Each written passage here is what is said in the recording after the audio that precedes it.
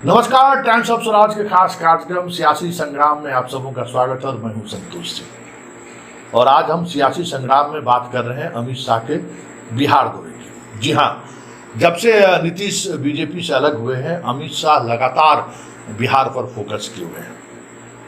प्रदेश अध्यक्ष उन्होंने बदला, सम्राट चौधरी को प्रदेश अध्यक्ष बनाया, छोटे छोटी पार्टियों को दल में शामिल करने का उन्होंने एक अभियान चलाया, जिस दौरान उपेंद्र कुशवाहा आए, आरसीपी आए, जीतन राम मांझी आए, चिराग और पारस पहले से ही हैं, मुकेश सहनी पर भी डोरा डाला जा रहा है।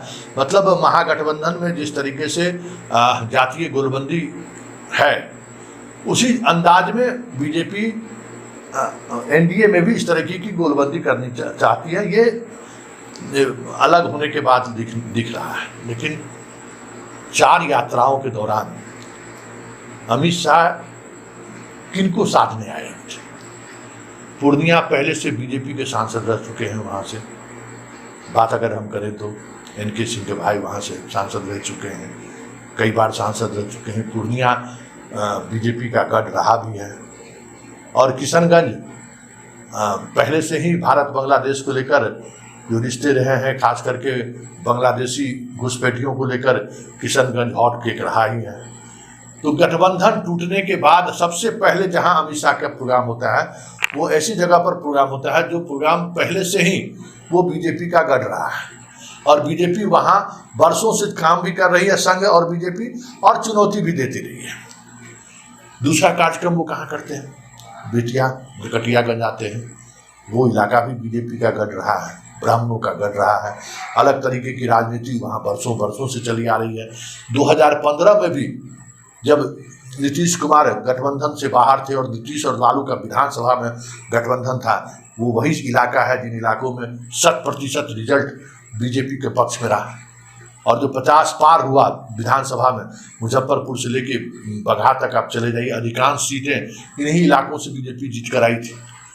दूसरी सभा भी उनकी वही हुई जहां बीजेपी का गढ़ है। जब फिर वो लौटे तो शहजानंद सरस्वती के कार्यक्रम में शामिल हुए, भूमियार भाई के कार्यक्रम में। भूमियार भी बीजेपी का कट्टर वोटर रहा है।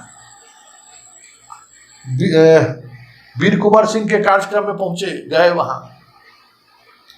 रोहतास, पहले से वो लोग आपके साथ हैं, बीजेपी के साथ हैं, वो भी गढ़ माना जाता है बीजेपी का। फिर नवादा गए, जहाँ से गिरिराज सिंह भी सांसद रहे, आज चंदन सिंह भी सांसद हैं, तो उसमें बीजेपी के वोट की वजह से वो सांसद हैं। वहाँ गए और अब जा रहे हैं लखीसराय। लखीसराय भी वो जगह है जहाँ 2015 में ललन सिंह को बीना देवी ने चुनाव हरा दिया था, लोजपा से, मतलब सूरजभान की पत्नी। वो भी आपका एक ऐसा इलाका है जो इलाका आपके अनुकूल रहा है, मतलब आपके वोट बैंक के अनुकूल रहा है। भूमियार आबादी जो बड़ी अच्छी खासी आबादी है, वो आपके साथ पहले से रहा है। जिन 4 जगहों पर आप गए हैं, वो ऐसी जगह है जो पहले से ही आपके साथ खड़ा रहा है मोदी जी के साथ। झंझारपुर में कार्यक्रम होना था, जेपी नड्डा का रद्द हो गया। ये स्वाभाविक तौर पे है। अगर झंझारपुर में आपके कार्यक्रम होता तो नीतीश के उस अति पिछड़े के डेंट लगाने की कोशिश होती, जिसके सहारे नीतीश कुमार 2015 से आपसे ब्लैकमेल कर रहे हैं। जितने भी कार्यक्रम अभी तक बीजेपी के हुए हैं, उन्हीं इलाकों में अब दरभंगा में कार्यक्रम होता है। भाई, दरभंगा प्रदेश कार्यकारिणी की आप बैठक करते हो, दरभंगा तो आपका गढ़ रहा ही है, सांसद भी है, विधायक भी है। लेकिन जो गढ़ नीतीश कुमार का है, जो गढ़ आरजेडी का है, उन इलाकों में अभी तक क्यों नहीं जा पा रही बीजेपी? बड़ा सवाल यही है।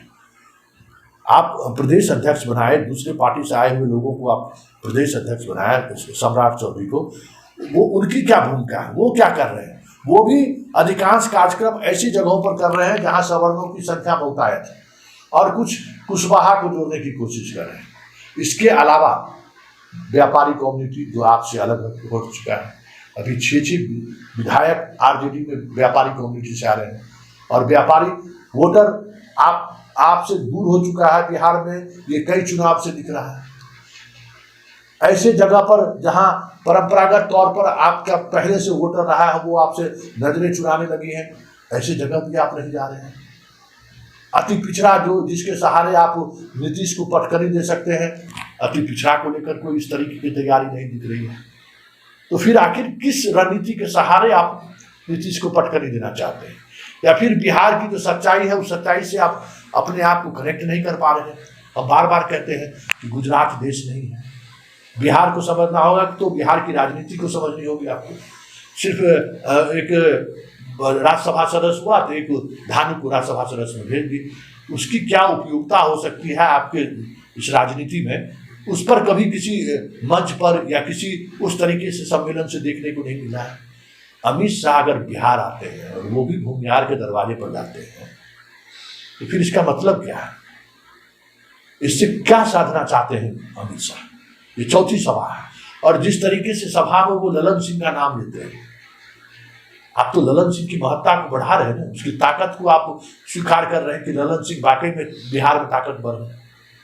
प्रधानमंत्री भी कहते हैं ललन बाबू आइए बैठिए बैठिए बैठिए, ललन जी आइए आइए बैठिए।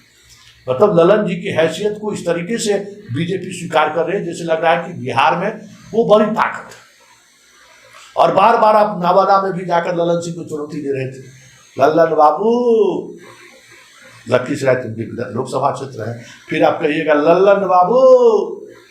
अरे ललन बाबू के सहारे बिहार बीजेपी साधना क्या चाहती है, जबकि वो वोटर आपके साथ खड़े हैं। सहयोग देखिए कि अभी तक आपने जितनी भी कोशिश की, कह दिया आपने कि नवादा में हम चुनाव लड़ेंगे, आपके पास कौन उम्मीदवार है। आप लखीसराय आ रहे हैं, मुंगेर से भी चुनाव लड़ेंगे तो चंदन कहाँ जाएगा, गिरिराज सिंह कहाँ जाएंगे। क्या आप कहना चाह रहे हैं और क्या साधना चाह रहे हैं, कुछ भी स्पष्ट बिहार में नहीं दिख रहा है। और शाह आते हैं, 2 बार आए हैं, रात में भी रहे हैं यहाँ बिहार में, रात भी वो गुजारे हैं और अपने तरीके से वो साधने की भी कोशिश की है चीजों को। लेकिन सोच क्या रहे हैं कि सोच क्या है। सासाराम का कार्यक्रम रद्द हुआ था, हाँ कॉमनल टेंशन हो गया था, हाँ वहाँ व्यापारी का वोट है, अगर सासाराम आप जाते तो एक अलग तरीके का मैसेज आता, लेकिन सासाराम आप नहीं जा रहे हैं, आप विजय सिन्हा के आग्रह पर लखीसराय जा रहे हैं जहाँ पहले से लोग आपके साथ खड़े हैं। इन सब बातों को अगर आप गौर करिएगा तो आप इन बिंदु पर आकर ठाड़ जाइएगा कि कहीं न कहीं आने वाली राजनीति ललन सिंह के इर्द गिर्द ही घूमते रही बिहार में तो कोई बड़ी बात नहीं, क्योंकि इनके पास जो मशीनरी है, गप्पू सिंह के यहाँ छापेमारी की ही है, विजय चौधरी के यहाँ के साले के यहाँ छापेमारी हुई ही है, सब लोग के सब भूमियार हैं, ललन बाबू भी भूमियार हैं, विजय चौधरी भी भूमियार हैं, गप्पू सिंह भी भूमियार हैं, कारू सिंह भी भूमियार हैं। और आप लखीसराय पहुंच कर फिर उन्हीं को आप टारगेट भी लीजिएगा, नवादा पहुंच कर ललन सिंह को टारगेट भी लीजिएगा। तो ललन सिंह को क्या आप स्थापित करना चाहते हैं, या फिर ललन सिंह के सहारे एक ऐसे वोटर को साधना चाहते हैं जो वोटर आपके साथ पहले से खड़ा है। ये बहुत सारी ऐसी बातें हैं जिन बातों के सहारे से ये समझा जा सकता है कि बीजेपी को लेकर अभी भी बिहार के बारे में या तो समझदारी नहीं है या कोई होमवर्क नहीं है। बस आप सोचते हैं कि जातों का जो जमात है उसको जोड़कर हम बिहार को साथ लें। अगर ऐसी स्थिति रहती तो नीतीश और लालू हमेशा बिहार की राजनीति में बने रहते। 2010 में लालू यादव बुरी तरह से चुनाव नहीं हारते, 2019 में के लोकसभा चुनाव में राजद का सुपड़ा साफ नहीं होता। ये उनका जो वोट प्रतिशत है 31% घट 19% नहीं हो जाता है। मुसलमान और यादव भी कॉन्फ्रेंसी वाइज अलग अलग तरीके का वोटिंग पैटर्न कर देते, ऐसा नहीं होता अगर जात के जमात की ही राजनीति होती तो यही चीजें हैं जिन चीजों को शाह की टीम समझ नहीं पा रही है। और बिहार को लेकर तो ऐसी स्थिति बनती जा रही है जैसे लग रहा है कि बिहार को लेकर वो मतलब पूरी तौर पे बेचैन है कि बिहार को कैसे अपने कंट्रोल में किया जाए। ईडी सीबीआई तो सक्रिय है, लेकिन उसकी सक्रियता के बावजूद भी बिहार में वो हासिल नहीं हो रहा है जो वो हासिल करना चाहते थे। आरसीपी को लाए, कहा यह गया कि पार्टी को तोड़ेंगे, क्या तोड़े वो सामने है। कितने लोगों को वो बीजेपी के साथ जोड़ पाए वो भी सामने है। उपेंद्र कुशवाहा को लाए कि एक अलग तरीके का माहौल बनाने में वो कामयाब होंगे, लेकिन किस तरीके का वो माहौल बना रहे हैं वो देख ही रहे हैं।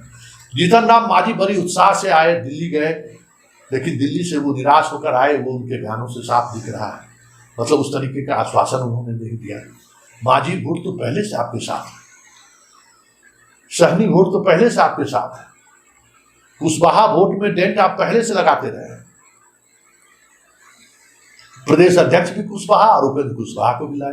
भाई दो कुशवाहा के सहारे क्या साध सकते हैं बिहार?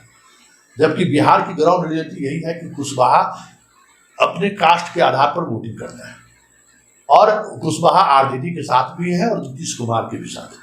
इन दो कुशवाहा के लाने के बाद आप बहुत बड़े कुशवाहा के वोट बैंक में सेंधमारी कर सकते हैं, ये संभव नहीं है। बिहार में नीतीश कुमार कुशवाहा और कुर्मी का कॉम्बिनेशन जो बनाकर वो राज कर रहे हैं, उसमें बहुत बड़े बदलाव की संभावना नहीं है। ये भी अगर आपके थिंक टैंक को समझ नहीं आ रहा है तो समझ से परे। इसका मतलब है कि बिहार को लेकर जो राजनीति सोच रहे हैं दिल्ली वाले, या जो समझ रहे हैं बिहार को लेकर, हमें लगता है कि उन्हें बिहार की राजनीति का कहकारा भी पता नहीं।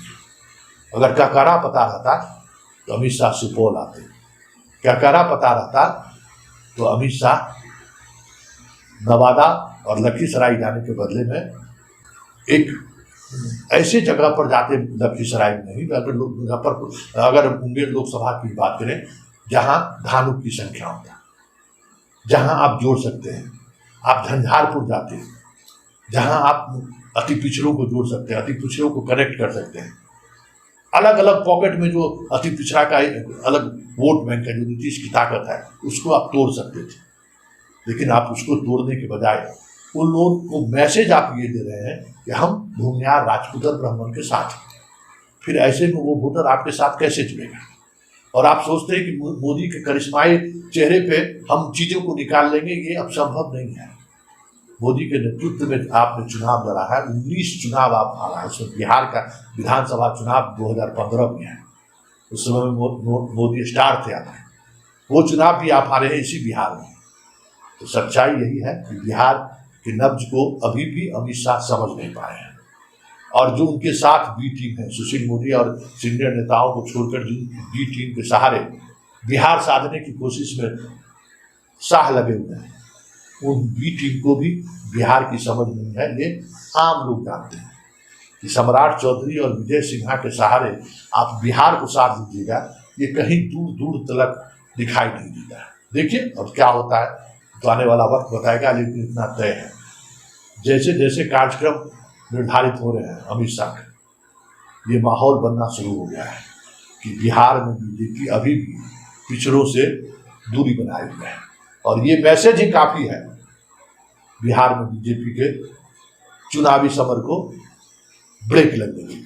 ये मैसेज ही काफ़ी है, क्योंकि आप जो कर रहे हैं उससे मैसेज नहीं जा रहा है।